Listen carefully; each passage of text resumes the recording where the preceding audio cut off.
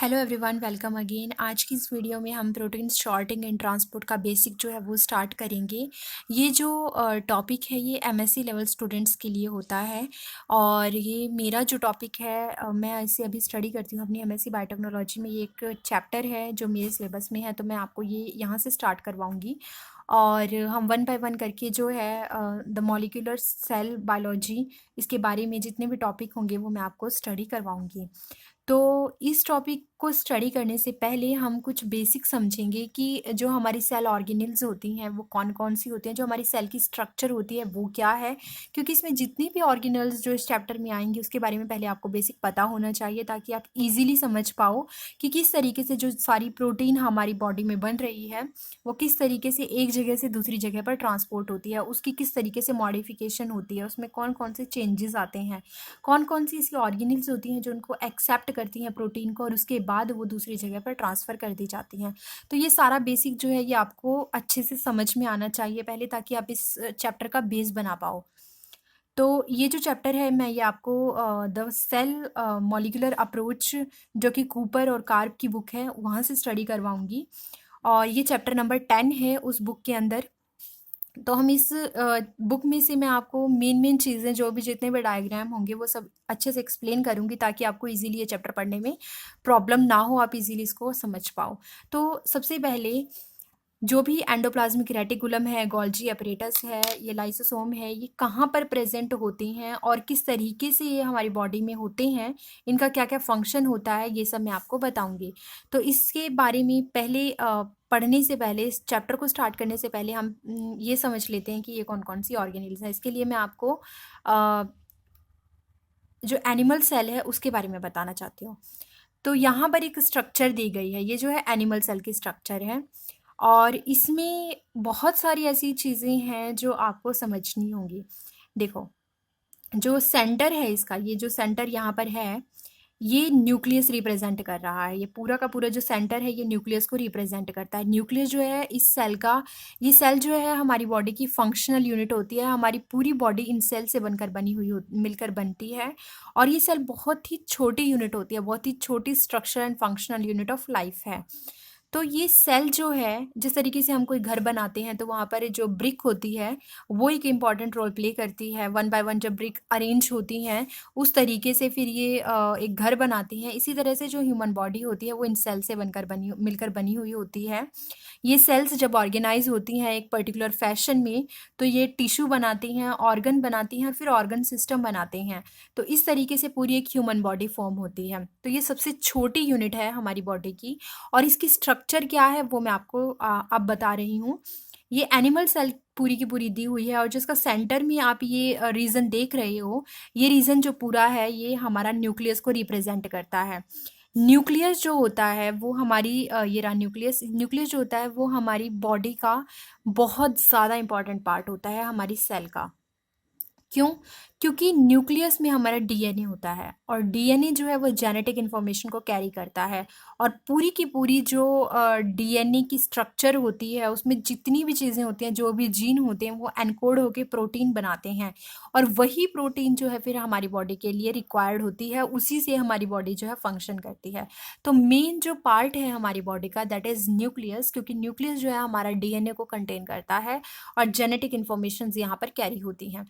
अब यहाँ पर बहुत सारी ऐसी टर्म होंगी, लेकिन मैं आपको बहुत ही जो है एक रफ में समझा रही हूँ।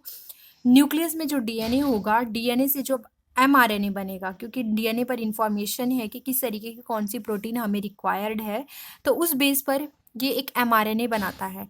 इस प्रोसेस को, डीएनए से आरएनए का बनना ही ट्रांसक्रिप्शन कहलाता है और एमआरएनए से प्रोटीन का बनना ट्रांसलेशन होता है। ये सारी प्रोसेस डिपेंड करता है कि हम प्रोकैरियोट में स्टडी कर रहे हैं या यूकैरियोट में स्टडी कर रहे हैं। प्रोकैरियोट जो है माइक्रो ऑर्गेनिज्म से मिलकर बना हुआ होता है। उस पूरी फाइलम को हम प्रोकैरियोट बोलते हैं। उसमें मोनेरा में जितने भी प्रोकैरियोट्स होते हैं उनमें न्यूक्लियस की कोई बाउंड्री नहीं होती, लेकिन जो यूकैरियोट्स होते हैं उनमें न्यूक्लियस की बाउंड्री होती है। तो हमारे अंदर जो कि एनिमल सेल है, हम यूकैरियोट्स में आते हैं और हमारे पास एक वेल डिफाइंड ऑर्गेनिल है, वेल डिफाइंड बाउंड्री है न्यूक्लियस की। तो इसके अंदर डीएनए हमारा प्रेजेंट होता है और डीएनए में ही इंफॉर्मेशन होती है। अब यहाँ पर आप एक शॉर्ट रीजन भी देख रहे हो, that is nucleolus present inside the nucleus. And nucleolus में मेनली आरएनए पार्टिकल्स होते हैं और राइबोसोम्स होते हैं जो प्रोटीन सिंथेसिस में हेल्प करते हैं। ये पूरा का पूरा न्यूक्लियर का एनवलप है जो यहाँ पर लिखा हुआ है, जो न्यूक्लियर को कवर करता है, न्यूक्लियस को कवर करके रखता है।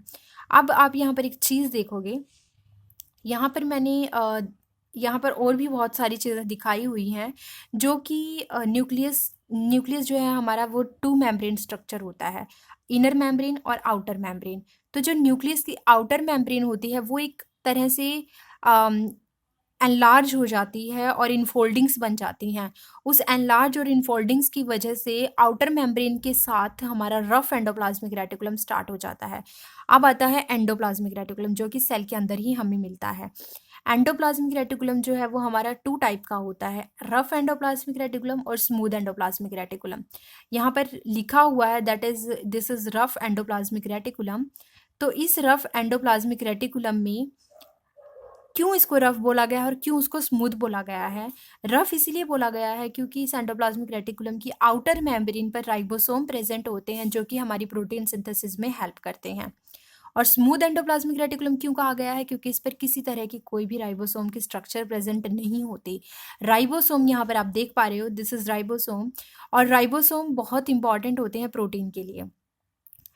इस पूरे डायग्राम में आपको एक चीज़ समझ आ रही होगी कि राइबोसोम जो है वो दो जगह प्रेजेंट है।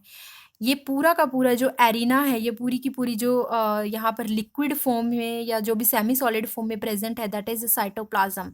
जो भी न्यूक्लियस के बाहर है, जितना भी न्यूक्लियस के बाहर है उसको हम साइटोप्लाज्म बोलते हैं। और साइटोप्लाज्म में ही हमारे राइबोसोम प्रेजेंट हैं। तो ये राइबोसोम जो कि बहुत छोटे पार्टिकल हैं, ये प्रोटीन सिंथेसिस में हेल्प करते हैं। अगर ये फ्री हैं, मतलब अगर ये साइटोसोल में प्रेजेंट हैं, जो कि हमारा साइटोप्लाज्म है उसमें प्रेजेंट है, तब हम इनको फ्री राइबोसोम बोलते हैं। और अगर हमारे ये राइबोसोम एंडोप्लाज्मिक रेटिकुलम पर अटैच हैं तो हम इनको रफ एंडोप्लाज्मिक रेटिकुलम बोलते हैं। दोनों में ही इनका काम क्या होता है? प्रोटीन का सिंथेसिस करना। और ये प्रोटीन या तो हमारी इसी सेल के अंदर यूज होगी या फिर ये सेल से बाहर चली जाएगी, डिफरेंट पाथवे फॉलो करके। यही पाथवे जो है हम उस चैप्टर में स्टडी करेंगे जहां पर हम प्रोटीन शॉर्टिंग के बारे में बात करेंगे। तो राइबोसोम पे या तो फ्री राइबोसोम पे प्रोटीन बनेगी या फिर वो रफ एंडोप्लाज्मिक रेटिकुलम पर जो राइबोसोम प्रेजेंट है वहां पर हमारी प्रोटीन बनेगी। उसके अलावा भी बहुत सारी ऑर्गेनेल्स होती हैं जो हमारी सेल के अंदर प्रेजेंट होती हैं। लाइक राइबोसोम जब रफ एंडोप्लाज्मिक रेटिकुलम एक्सटेंड होता है उसके बाद ही छोटे छोटे वेसिकल बनाता है। वो वेसिकल मिल करके गोल्जी अपरेटस बनाते हैं, जो कि आप यहाँ पर देख सकते हो। ये गोल्जी अपरेटस जो है ये एंडोप्लाज्मिक रेटिकुलम से ही बनते हैं। उसके छोटे छोटे वेसिकल जब मिल जाते हैं तो गोल्जी अपरेटस के टू फेज बनाते हैं, एक होता है सिस फेज और एक होता है ट्रांस फेज। सिस फेज जो होता है वो न्यूक्लियस की तरफ होता है क्योंकि ये यहाँ से प्रोटीन को एक्सेप्ट करता है। और ट्रांसफेज जो होता है वो प्लाज्मा मेम्ब्रेन, जो कि सेल की आउटर मेम्ब्रेन होती है, जो कि सेल को कवर करती है, सेल की बाउंड्री होती है, उस तरफ होता है, ताकि जो भी प्रोटीन सिस फेज पर बनी है या जो उसने एक्सेप्ट की है वो ट्रांस तक पहुंचाई जा सके और फिर ट्रांस से वो प्लाज्मा मेम्ब्रेन तक पहुंचाई जा सके। तो ये छोटे छोटे वेसिकल्स मिलकर के गोल्जी अपरेटस फॉर्म करते हैं। अब गोल्जी अपरेटस के बाद नेक्स्ट स्ट्रक्चर और आती है जिसमें छोटे छोटे माइक्रोसोम्स होते हैं जो कि गोल्जी अपरेटस से बनते हैं। उन माइक्रोसोम्स के बाद नेक्स्ट आता है हमारे पास लाइसोसोम। लाइसोसोम एक ऐसी ऑर्गेनेल है जो कि सुसाइडल बैग भी बोली जाती है। और इसमें जितने भी हाइड्रोलाइटिक के जितने भी एंजाइम होते हैं वो बहुत ज़्यादा एसिडिक होते हैं, जो हमारे जो मॉलिक्यूल्स होते हैं मेटाबोलाइट, उनको मेटाबोलाइट कर देते हैं, उनको डिग्रेड कर देते हैं, उनको ख़त्म कर देते हैं, इसलिए इसको सुसाइडल बैग भी बोलते हैं। तो लाइसोसोम बहुत इंपॉर्टेंट होती है। लाइसोसोम में बहुत सारी चीज़ें ऐसी होती हैं जो एसिडिक पीएच पर काम करती हैं और ये उनको डिग्रेड कर देती हैं जो भी वेस्ट मटेरियल होता है। तो रफ एंडोप्लाज्मिक रेटिकुलम से हमारी जो प्रोटीन बनी है, न्यूक्लियस में सबसे पहले इन्फॉर्मेशन आई, इन्फॉर्मेशन से एमआरएनए बना, एमआरएनए ट्रांसक्रिप्शन हुई, ट्रांसक्रिप्शन के बाद ट्रांसलेशन हुई जिसमें प्रोटीन बनी। अब वो प्रोटीन जो है एंडोप्लाज्मिक रेटिकुलम को दे दी गई, रफ एंडोप्लाज्मिक रेटिकुलम को। उसके बाद छोटे छोटे वेसिकल बने और उसके बाद वो गोल्जी अपरेटस तक गई।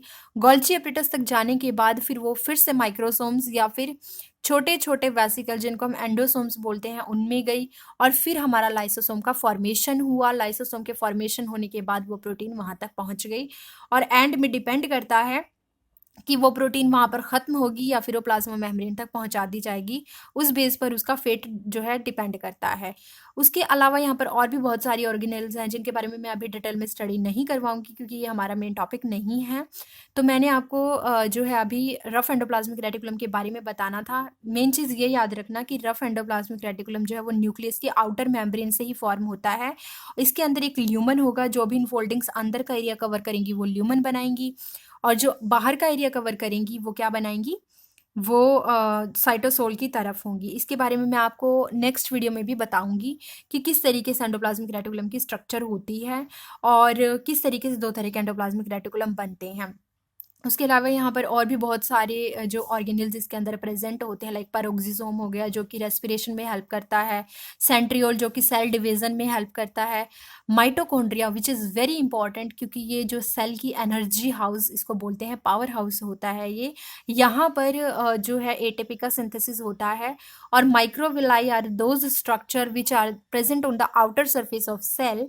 और ये माइक्रोविलाई क्या करती हैं, ये जो भी चीज़ें बनी हैं उनको एक्सेप्ट करती हैं, या किसी भी तरह का म्यूकस फॉर्म हुआ है उसको दूर करती हैं, रिमूव करती हैं, या किसी चीज़ को इनगल्फ करने के काम आती हैं। तो यहाँ पर एक चीज़ याद रखना, अगर हम एनिमल सेल में भी, मैंने आपको ये एनिमल सेल के बारे में बताया, लेकिन ये प्लांट सेल होती है एक और जो कि यूकैरियोट में काउंट की जाती है। लेकिन यहाँ पर एनिमल सेल में सिर्फ और सिर्फ प्लाज्मा मेम्ब्रेन एक बाउंड्री होती है, लेकिन अगर हम प्लांट सेल को स्टडी कर रहे हैं तो उसमें दो बाउंड्री होंगी, एक तो सेल मेम्ब्रेन होगी और एक सेल वॉल होगी which is present on the outer surface of plasma membrane. तो ये सब जो है मैं आपको ये सेल बायोलॉजी में पढ़ाऊंगी जब हम अपना चैप्टर पढ़ेंगे 11th क्लास का। लेकिन अभी मैं आपको प्रोटीन शॉर्टिंग के बारे में बताना चाहती थी, जिस वजह से मैंने आपको ये सेल की स्ट्रक्चर बताई, क्योंकि बेस का क्लियर होना ज़रूरी है। उसके बाद हम एंडोप्लाज्मिक रेटिकुलम की स्ट्रक्चर से नेक्स्ट वीडियो में स्टार्ट करेंगे और फिर मैं आपको प्रोटीन शॉर्टिंग के बारे में बताऊंगी कि किस तरीके से वो प्रोसीड करती है। तो आज के लिए बस इतना ही। Thank you friends.